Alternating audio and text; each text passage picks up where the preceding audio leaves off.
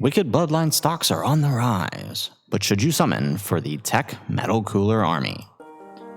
How's it, everybody? Celtic Link here. We're back for another Dokkan Battle video. In today's video, we are taking a look at the upcoming June Dokkan Fest exclusive, the Teq Metal Cooler Army. A surprise release for many players, but a welcome one as it sets up things for the near future. So in this video, we're going to break down whether or not you should summon for this June Dokkan Fest. As always, in order to answer that question, we are going to take a look at three major things. Number one, we're going to take a look at the unit itself. Is the unit good enough to justify a summon? Then we're going to take a look at the banner, who we expect to see on the banner. We'll talk a little bit about that, and whether or not the characters on the banner are valuable in your summon. Then from there, we're going to take a look at what lies ahead. The final decision on whether or not you should summon is, what are you giving up in the near future? So let's start by talking about the Metal Cooler himself. So he leads Terrifying Conqueror's Power Absorption, Key 3, HP 200%, attack and defense 170%, with an additional 50% for movie bosses, artificial life forms, and target Goku. It's a pretty good leader skill as it covers most of the characters you would want on his team anyways, right? You're talking about your Friezas, your other coolers, right? And we'll talk about what that means in a second. But first, let's continue to talk about his passive here. Passive activates an entrance animation with 3 or more movie bosses or Wicked Bloodline allies on the team upon his entry turn.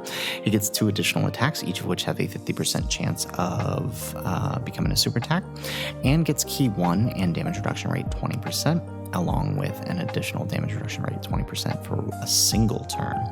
Per movie bosses or Wicked Bloodline category ally on the team, depending on which has more members, his attack and defense 100% up to 500%, and a chance to perform a critical hit and evading enemies' attack and damage reduction 10% up to 50%. So on a full Wicked Bloodline or movie bosses team, you are up to 90% damage reduction on turn 1, all right, and including the defense raise that he's giving allies through his super attack effect. That's pretty impressive, right? Now, he has an interesting ability that is based on key spheres, and this is really neat when you have multiple coolers doing different things, right? So with AGL key sphere obtained, he gets an additional 25% chance to dodge. With 1 or more Teq key sphere obtained, he gets an additional chance to do a super attack, along with lowering enemies' attack and defense 25% for 2 turns, and sealing their super attack for 2 turns. With an 8 key sphere obtained, he survives KO up to once only within the turn, and recovers 10% HP at the turn. Now that with STR key spheres, he's buffing extreme class allies 50% for the turn. And with a Fizz key sphere obtained, he recovers 5% of damage dealt. Now, something to keep in mind, right? He's doing 50 to 60 million damage per turn, right? And so when 5% of that, like, you're still going to recover a hefty amount of HP, right? If he does 3 supers, you're almost fully healing yourself even off that 5%, right? Because you only have 800 to 1 million HP. So it's actually a pretty impressive ability when you really think about it. Now, the more HP remaining, he gets an attack and defense up to 200%. For every attack received or evaded, he gets an additional 30% attack and defense up to 150, and an additional attack and defense 5% up to 25 for allies who name include Cooler, excluding Cooler's Armor Squadron, plus an additional 5% if their name includes Metal Cooler. So this is a permanent buff for all allies, and it is effective even if he is off rotation, right? So he doesn't have to be on rotation. Once this procs, it procs for the entire team permanently. Starting from the 4th turn from the start of battle, he does launch an additional super attack, and starting when he is the first attacker in the turn, starting from the 4th turn from the start of battle, or from the 6th turn, he calls in reinforcements. Now, I'll get to the reinforcements in a second, but he does have an active skill that can be activated with 50% or less HP, or from the 4th turn, and it gives him 30% attack and defense in battle plus key 1. Now, he did make a mistake with his initial with my initial analysis, this is a giant form, essentially. You can't. That's why the defense is not here, because he doesn't need it. He gets key 3, performs a critical hit, stuns all enemies, and since you're in the giant form for 3 turns, he's raising his attack 600%. Right, so it's not an infinite raise. It's just for those 3 turns that you are in the reinforcements. So there is that. So with that, we're gonna. I have to say, all in all, as a unit, he is incredible, right? Defense, right? With all that damage reduction he's got going on, defense over 5 million post super, looking really, really good there, right? With 70% damage reduction on average, right? That's going to live most things, looking at his defense. Of course, he's got to get fully built up to get there, but once he's there, it's really, really good. Offense, right? Not too crazy on the offense. It's good for a TUR. Offense, right, is looking, 50 to 60 million from what I'm seeing outside of the active skill turn. And even then, right, that's still pretty good considering, right, he's healing, he's doing all these support things. This character seems like a character who is designed to support a team that is not yet ready. So he kind of seems like the precursor to something coming in the near future. So with that said, I have to say the unit itself looks like a summon, right? If you pull this unit, you're gonna have he's going to be quite powerful, especially for the movie bosses or Wicked Bloodline or Terrifying Conqueror's team, which is likely to get buffed throughout this month. It's going to be a very powerful team. And of course, we know, right, the cooler movie EZAs are on the horizon, whether that happens in this celebration or a coming celebration, right? These guys are coming likely this year.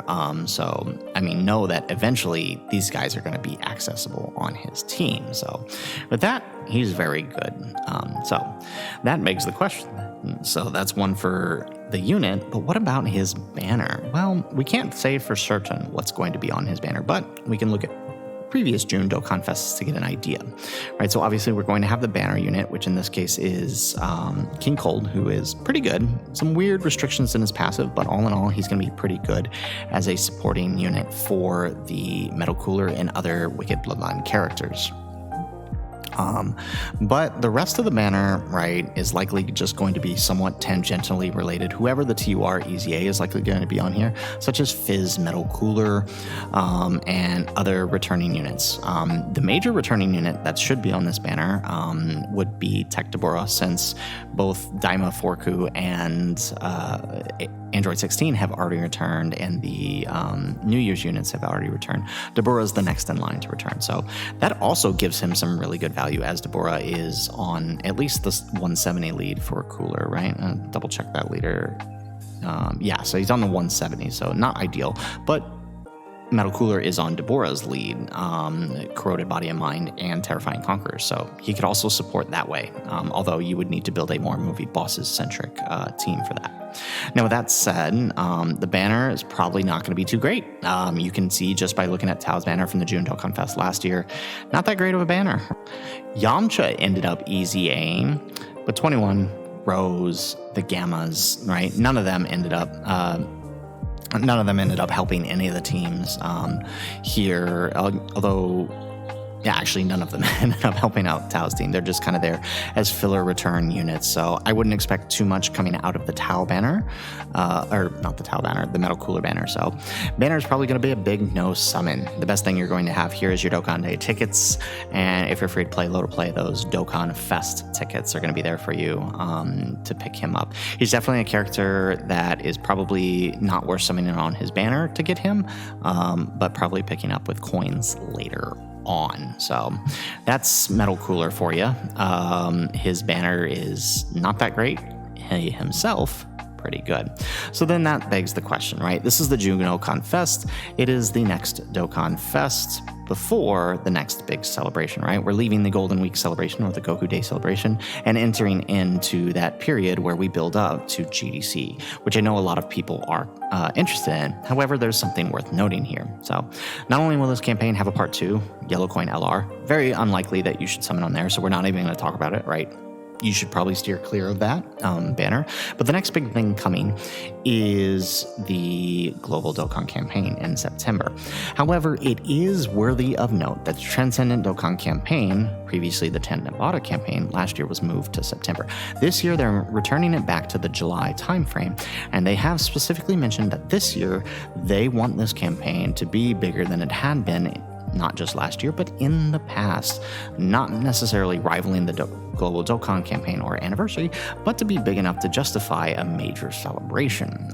So there could be a lot happening here, and if we follow the trends that I've been talking about here, there's a very good chance this is a Namek Saga celebration, as it would line up with the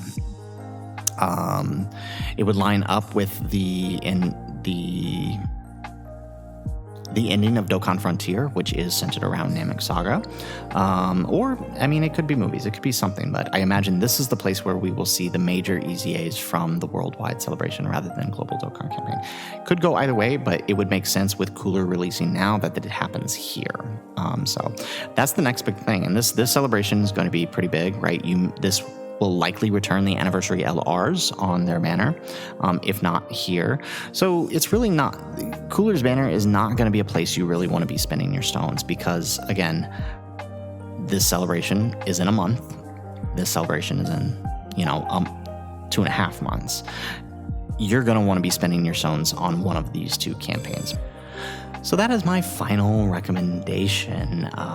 Do not summon unless you have 1500 or greater and are willing to commit 150 stones, at least for the summon points. Anything less than that, I advise you steer clear. So guys, that's it for the video. If you like the video, make sure you hit that like button and subscribe to the channel if you have not already. And in the comments down below, let us know, will you be summoning on this June Dokkan Fest, or will you be saving your stones for something greater? Let us know in the comments down below. Otherwise, guys, as always, thanks for watching, and aloha.